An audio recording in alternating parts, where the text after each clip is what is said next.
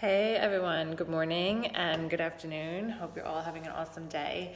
I'm back here at Urban Zen and I have another short message for you today about your body. And this has to do with the 6th week in your True You journey. And the message from that week is my body is mine to celebrate. So I'll just say that again. My body is mine to celebrate.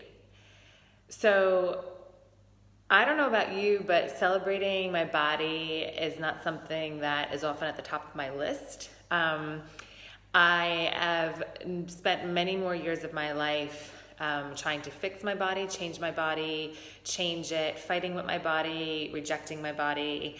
Then I started to be a little bit more grateful for my body, but celebrating it is only something that has more recently even been on my radar as an option to do with my body. And so I want to offer you guys a way to start to relate to your body differently so that you too can find the joy and the celebration in this physical, amazing thing that we live in. So the shortcut is starting to see your body as something separate from you. That your physical self and your spiritual self are two different things. And yes, they come together into this container, but they're actually separate. And when you can start to separate the two, it actually allows you the space and the freedom to recombine and embody your whole self in a completely different way, because you are no longer fighting the thing that you are actually living in. So if you've been listening to the videos that I've shared up until now, this is the 6th in a series going through the topics from True You Journey, then you will have heard in the first 3 talking about these traps that we can fall into that keep us from being our most true self. So one is the expectations about what our lives and what we should look like. The second is judgment and comparison and shame. And the third is fears. And so if you think about it, you can apply all of those things to your physical body. So often we are told that our body needs to look a certain way, be a certain size, have a certain shape, certain ratio of hips to shoulders and all that jazz, have a certain flexibility to it. We look around us, whether it's in the media or in a yoga class or anything, and it's so easy to have this idea of an expectation of what our physical self should be doing, how it should be moving, what it should look like. So I'm going to invite you today to become aware of that and then let that one go and just open up this space that maybe it doesn't matter what you look like, that you are not defined by what your body looks like or how it functions. The second thing is the judgment. And so this becomes the natural next step. Once we have an expectation, we start to get into judgment. So if we're removing the expectation, we can come to that place of acceptance that actually my physical self is okay just the way it is.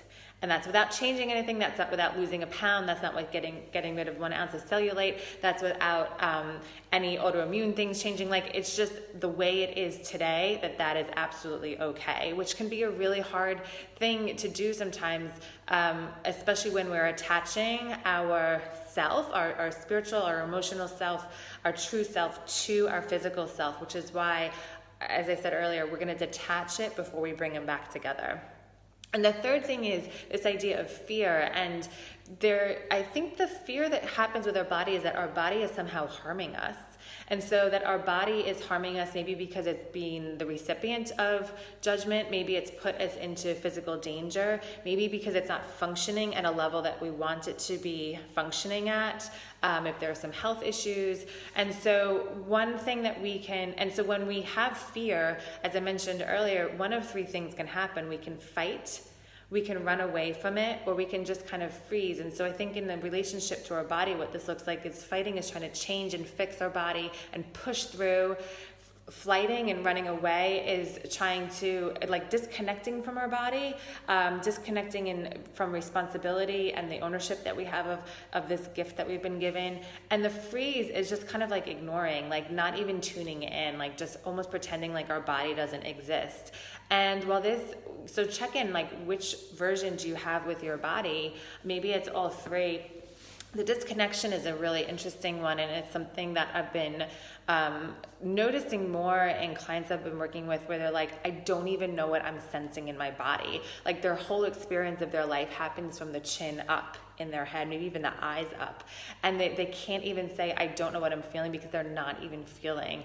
And guys, if this is you, I just want to say there's hope, and there's so much life that comes from connecting and feeling, like from everything, like from your toe up into your head. And I could go on and on, but I'm going to keep this one short and get to the point here. So check in to see, how might you be in a fear relationship with your body? And the point of today is, how do I bring that back into love? And how do I start to relate to my body in a more caring way and loving way and connected way? So here's what I want to offer you is to, before we're merging and just jumping right into love, is actually to separate. And so to say that I am different from my physical self. I am different from my body. And this is something that my friend Liberty, she shared this with me, and it was so helpful for her, and I'll share this with you, is that a lot of times we use the language my body. Try changing it to this body and see what happens. If you can look at this is a body, this is this body, this chair, this book, right? This room. There's less attachment to what it needs to look like and how it functions, because it's separate from you. So start with separating your body from you. Then, once you've separated it, start to have a conversation with it in the same way that you would have a conversation with a friend, or, I don't know, the air, or, I don't know, sometimes I have conversations with the noise outside because it pisses me off, and so I start getting angry at it or yelling at it, right? So have a conversation with this thing that's separate with you, and start to ask it, what are you feeling? What are you experiencing? And what are you needing? Okay? And start to listen. And you can even just try this right now, like, how am I feeling in my body? I'm feeling some rumbling in my belly. And so I'm feeling that as excitement. So what am I needing? Well, maybe I just need to take a breath. So I take a deep breath. It's like, awesome. So my body is reminding me to slow down and be present with you, right? And so there's so much that these conversations with your body can show you. I recognized this morning in yoga class that I forget to engage my core when I'm doing any kind of most yoga poses, but especially we were trying to do handstands, which is not a practice of mine, and I forget to engage my core, and so I'm asking my body to carry everything in my shoulders and my arms, and I realized that is such a metaphor for my life as well, that I forget to engage from this place in my belly, my gut, my power center, right? And I'm trying to do everything just by action in my hands and just taking more action, and I forget to come from this centered place. So our body can tell us exactly what we need. It can give us metaphors of where we are in our own growth, and there's so much information that lives in our body if we just stop to pause and to listen. So if by separating you as different from your physical self helps you to have a conversation with it, to listen to what it's feeling, what you're sensing, what that's telling you, what it's needing, and if you're able to respond to it, you will start to have a relationship with this physical part of yourself that can bring so much joy, seeing it as like a partner that's here in life with you and for you. And that's where the place of celebration can come from, starting first off to be grateful for it, and then actually celebrating what you have. So I'm going to keep this one short, and I want to leave that with you today. If you try this, then let me know what it feels like to give your body your own voice, to have it be separate from you.